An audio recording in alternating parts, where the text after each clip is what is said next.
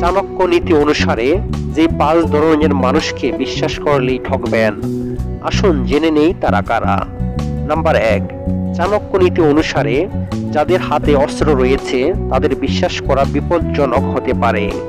এই ধরনের ব্যক্তি রাগ করে আপনাকে আক্রমণ করতে দ্বিধা করবে না, তাই এই ধরনের লোকদের থেকে দূরে থাকার কথাই ভালো। নাম্বার 2, চাণক্য নীতি যদি বিশ্বাস করা হয় তবে বড় কর্মকর্তাদের ঘনিষ্ঠরা কখনোই বিশ্বাসযোগ্য হতে পারে না। কিছু লোক উচ্চ পদস্থ কর্মকর্তাদের চাকর ও বন্ধুদের বিশ্বাস করে এবং তাদের কাছে তাদের কষ্টের কথা জানায়।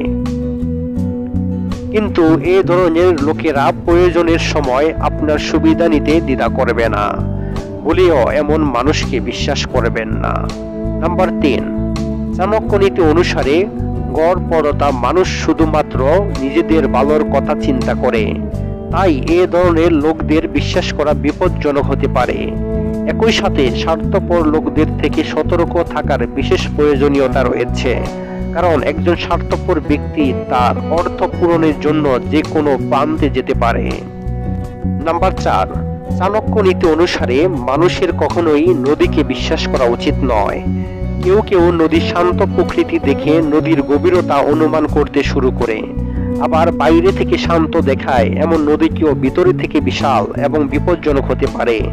একই সময়ে নদীর প্রবাহ যা শেষে শান্ত মনে হয় তাও মাঝখানে খুব দ্রুত হতে পারে।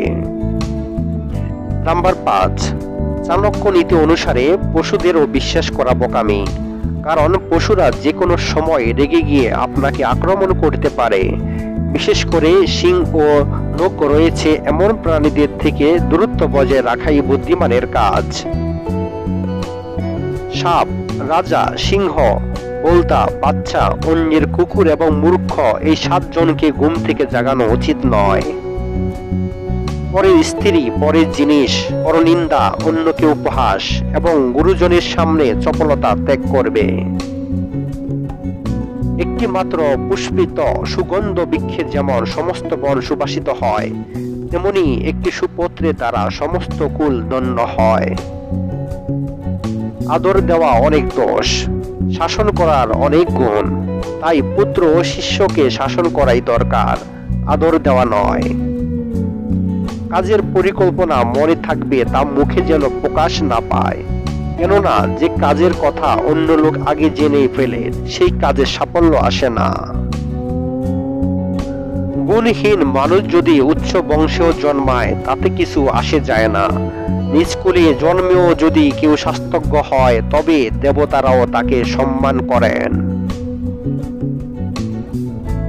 ভয় যতক্ষণ না আসে ততক্ষণই ভয় পাওয়া উচিত নয়। যদি শেষ পর্যন্ত ভয় এসে যায় তাহলে তার যথাযথ প্রতিকার করা কর্তব্য।